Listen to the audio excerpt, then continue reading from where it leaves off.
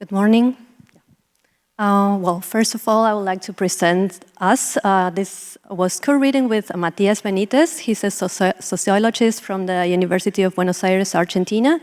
He has been working for the last 10 years on North Korea and its relations with Latin America, so he's a bit off topic in this research. And I'm an art major, and I did my Ph.D. in films. I've been studying the ties between Argentina and Korea regarding film. It seems a bit weird, but there are many ties between the two countries. And we started this research together, trying to find the ways in which different countries, nationalities, and ethnicities are portrayed in Korean television and film.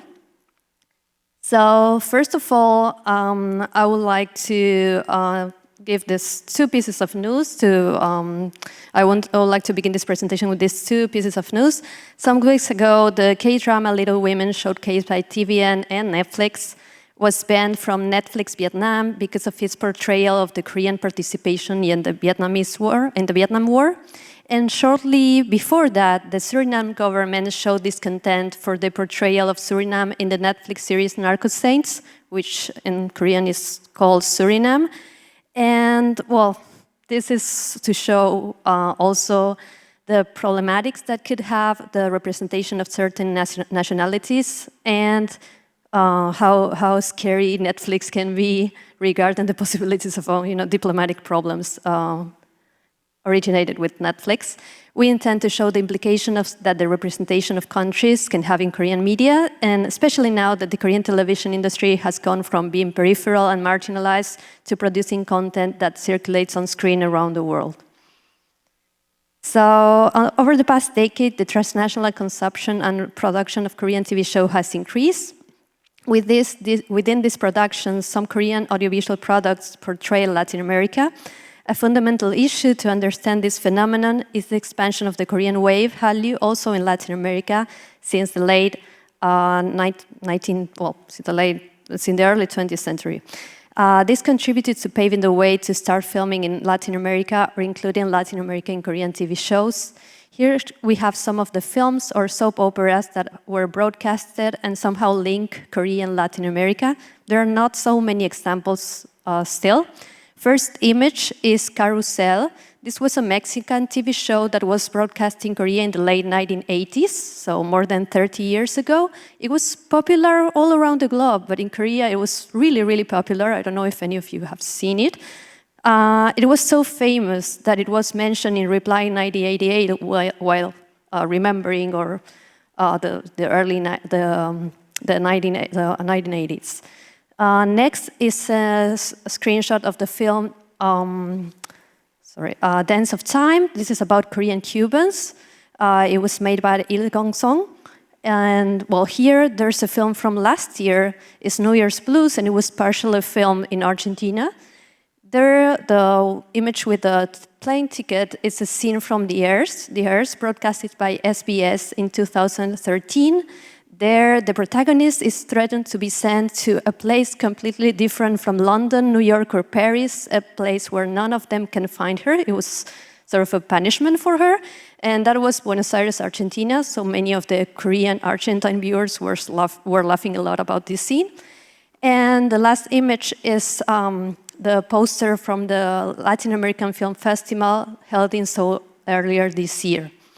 So in this presentation, we propose, first of all, to give an overview of the Korean audiovisual portraying Latin America. For this purpose, we built a database focusing on films, dramas, and television, broadcasts both on over-the-air and cable channels. And secondly, we will analyze the travel television show Travelers, seasons 1 and 2 in Cuba and in Argentina. We consider this show to be a relevant case that allowed us to inquire into the way Latin America is portraying Korean audiovisuals, and we are interested in identifying and describing which conceptions of Latin America underlie and how are the Latin American people represented. So, Latin America in Korean films. Well, some of the films were filmed. Recently, a number of Korean films and dramas were filmed in foreign countries. I don't know if you've seen Escape from Mogadishu. That was a popular film last year. And as for Latin America, topics or setting referring to the region and appear in films such as El Cóndor Pasa, which is a very small and independent film linked with Peru. The Dance of Time that I mentioned before about Korean Cubans, that's a documentary. Good Light, Good Air, another documentary that's about sort of parallel between Argentina's military coup and Guangzhou massacre. Bogota, City of the Lost in Colombia. And there were also some remakes of Latin American films. Most people don't know they were based on Latin American films. Those are the films All About My Wife, Casa Amor, and The Honest Candidate. And well, in K-drama, both Korean films and K-dramas, non-Korean characters are quite exceptional. There's a study that said only 5% of characters in K-dramas are foreigners and are usually not leading characters. Usually those foreigners are Asian. And Latin America has a very marginal place in Korean audiovisuals. We can mention basically two dramas, Encounter, broadcast by TVN in 2018, was partially shot in Cuba, and recently Narco Saints about Suriname, that wasn't filmed in Suriname, but in Dominican Republic. About Latin America in TV shows, in the past 8 years, TV programs such as Abnormal Summit, Where is My Friend's Home, Welcome, First Time in Korea, South Korean Foreigners, and My Neighbors Charles have shown different aspects of the lives of migrants of various nationalities in South Korea. Some of them were Latin Americans. In their study on Welcome, First Time in Korea, Park and Bae argue that many of these programs contribute to improving Korea's image and encourage foreign tourist arrivals. We'd like to highlight the presence of Mexican Christian Burgos, Paraguayan actress Abigail Lerete, and Brazilians Carlos Gorito in these kinds of TV show. They are both really fluent in Korean language. Also, since the end of the 20th century, there has been a large amount of filming done in Latin America for Korean TV, especially connected to the Latin American economic situation and the history of Korean immigration in Latin American countries. Travel programs present since the origin of television multiply exponentially in the last decades worldwide. One of the Korean programs in which Latin America was shown the most in different chapters is World Themed Travel, first one. This is a TV show that has an informative and historical approach. Another trend are travel shows with a focus on gastronomy, such as Street Food Fighter. And beyond the destination, according to Shin Chung-yang, TV travel programs in Korea have changed from an information-oriented to experience-oriented, with a great presence of travelers' emotions and feelings, many of them famous people, actors or singers, such as Grandpa Over Flowers, Sisters Over Flower, and Youth Over Flowers. So I don't know if you've been here yesterday in the morning, they were also presenting a new TV show that will be done with this type of approach. And Park Chung-won states that the travel programs contribute to the promotion of multiculturalism by demonstrating tolerance and respect to people of a different race, language, and culture. However, they cannot break away from the Orientalized gaze shaped by the Western world, as they portrayed in his research he's analyzing Peru and its people as exotic and underdeveloped. This is very common when portraying Latin Americans in general. Thus, the image of Peruvians remain in the realm of pre-modern other, although they are already became Korea's neighbors in this globalized world. Traveler Cube Season 1 was a TV reality show that aired for 2 seasons. The Season 1 was in Cuba and JTBC channel. The first season were 10 episodes, aired in 2019. And actors Ri Chung-yo and Lee Chae-hung toured the country, visiting different locations such as Savannah, Viñales, Playa Girón, Trinidad, and Varadero. Unlike other shows, the actors are generally, or at least were generally, unknown outside Korea. Although throughout the episodes, the actors travel the country as backpackers looking for casas particulares, which is a type of accommodation in houses of people, there are not hotels, exchanging Canadian dollars for cooks, which is the type of currency foreigners use in Cuba, and bargaining unsuccessfully for cab rice.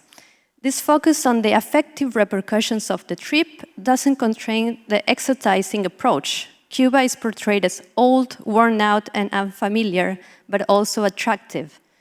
The importance of the Cuban Revolution in the history of the island is linked to the continuous references made to the embargo imposed by the United States. This is linked to the vintage cars found on the island. They say poverty leads to creation, and it's one of the reasons, according to them, of the lack of flavor and ingredients in the Cuban cuisine. Well, there's also some K-pop fans in Cuba, which they are surprised about, especially because they also have many problems with Wi-Fi. Wi-Fi in Cuba is not available. You have to buy a card to get connected, so that's also another problem they found. They keep saying that being in Cuba is this journey through time because everything is old or they don't have many of the technology that is available in Korea. And in this framework, there is a certain romanticization of the Cuban economic situation. It is said that the colors of the city can only be achieved from the erosion of the sun and time, and that some demolished buildings are beautiful. The trip to Cuba is also, well, referred as this journey through time. And Cuba is not easy. That's one of the things they keep repeating when giving this in account this type of difficulties. Benjamin Han argues that the imagery of Cuba constructed by Korean popular television operates as a discursive space in which production of knowledge about the island is mediated through a lens of homogenizing modernity. Through the episodes, the series presents an illusory scenario of rapprochement with Latin America, but one that is incomplete and problematic as they continue to exploit the region as another despite its both historical and cultural heterogeneity. That is also quite common in travel television programs, that is very homogenizing. It's one of the characteristics of the shows in general. On the one hand, it offers an illusory approach to Latin America, more effective than historical, but on the other hand, it continues to reproduce an exotizing discourse that exploits the region as a source of pleasurable experience, and sometimes not really pleasurable, but in any case interesting and exotic, typical of the tourist market. Well, Traveler Argentina, for the second season, was also 10 episodes in 2020, and it followed the actors An Jae-hyung, Kang Han-in, and Eun Sang-woo on their trip through Argentina, in which they visit Buenos Aires, Iguazu Falls, and part of Patagonia.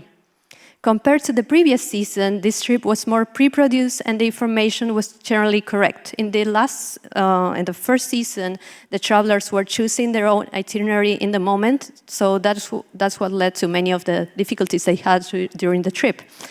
In the first minutes of the opening chapter, a voiceover is heard offering an idyllic description of Argentina, calling it the land blessed by the heavens, in allusion to its geographical characteristics and its abundance of meat and wine.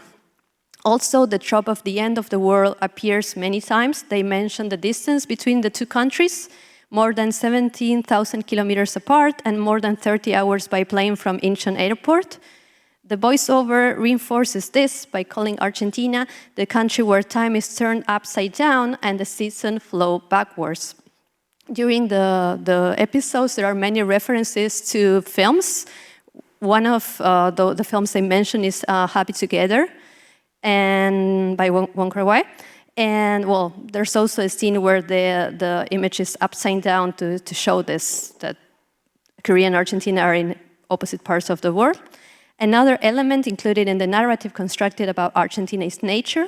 Although the information is not accurate, in Iguazu they intend to find crocodiles and chimpanzees, although these animals inhabit regions of Africa and not Latin America. Guanacos are also confused with camels and other camelids such as llamas. And another thing that we found interesting is that we were intending to study the way Latin American people were portrayed in this TV show, but Latin America people are not there. This is basically a show about nature and about the characters traveling, but the people and the Latin American people and the Latin American culture is not really present. This absence of people in the portrayal of Latin America, and also is something that is very often in the portrayal of Africa, is quite common in the shows produced by either United States, Europe, and that image of Latin American people is also reproduced by Asian views and Korean in this case. So, well, and the TV shows can install or generalize stereotypes about other countries and its inhabitants. That is why we need to study the way other countries and regions are portrayed. In the case of the Korean audiovisual in particular, because of internationalization, this is extremely important as the whole world is watching. Despite all the limitations of this portrayal, it is relevant that Korean shows have been filming in the other side of the world, and we believe this is a trend that is likely to become stronger in the coming years. So thank you very much for listening to me, and these are our emails in case you want to contact us with any suggestions. Thank you.